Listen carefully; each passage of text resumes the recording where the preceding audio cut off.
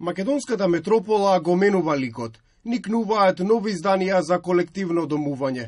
Заводот за статистика пресмета дека на ниво на држава само во првиот квартал од годинава се издадени одобренија кои предвидуваат изградба на околу 1200 станови. Најголемиот дел се за Скопскиот регион. Скопје интензивно се гради, но дилемата е дали се развива како модерна метропола. Дали се води сметка за животната средина, за инфраструктурните решенија, за сообраќајот, за она што значи квалитет на живот.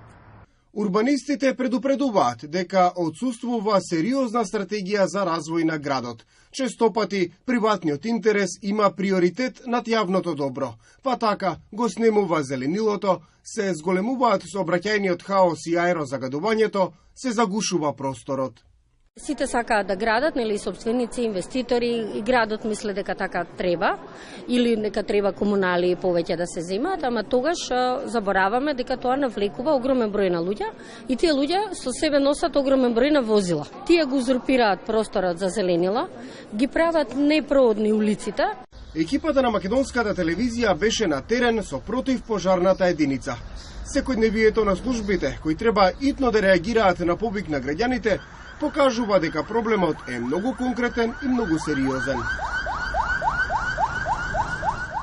За препадниците на противпожарната бригада, времето е клучниот елемент за навреме да завршат операцијата. Но како да се стигне навреме во услови на густ сообраќај и на непроодни улици? Возилото тешко се пробиваше.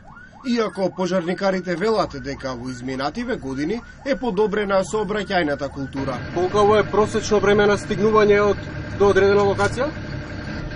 Зависи се 7 до 7-8, зависи од времето, кој период.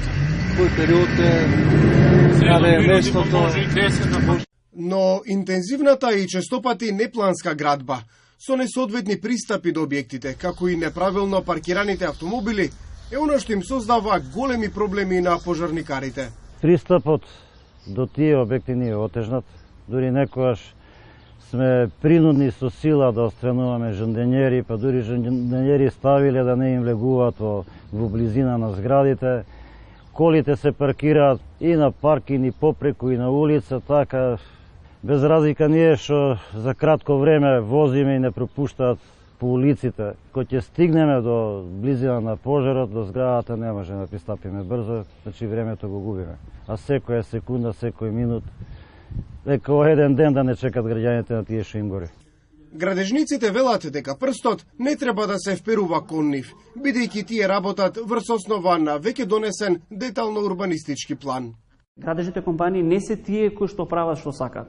Значи, исклучиво се гради согласно детален урбанистички план или на одредена градежна парцела се гради согласно извод од детален урбанистички план. Така да градежните компании не се виновни за тоа што сликата во одреден дел од градот на Скопје е доведена во таква состојба. Факт е дека локалните самоуправи го отвораат просторот за градежната експанзија, бидејќи општинските буџети се полнат со парите од комуналии. Но дали тоа треба да биде на сметка на здравието и добробитта на граѓаните? Граѓаните се несвесни практично за ризикот во околината во која живеат или во зградата во која живеат или во зградата во која сакаат да купат стан. Најчесто се гледаат урбанистичките планови како планови со кои треба да се организира градењето. А тие не треба да бидат планови за организирање на градењето, треба да бидат планови за квалитетен живот на луѓето.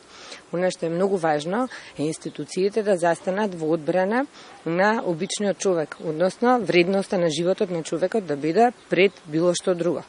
Со овој прилог, јавниот сервис се приклучува кон кампањата за подобра животна средина "Не игнорирај, реагирај", што ја спроведува Институтот за комуникацијски студии, а е финансирана од Британската амбасада.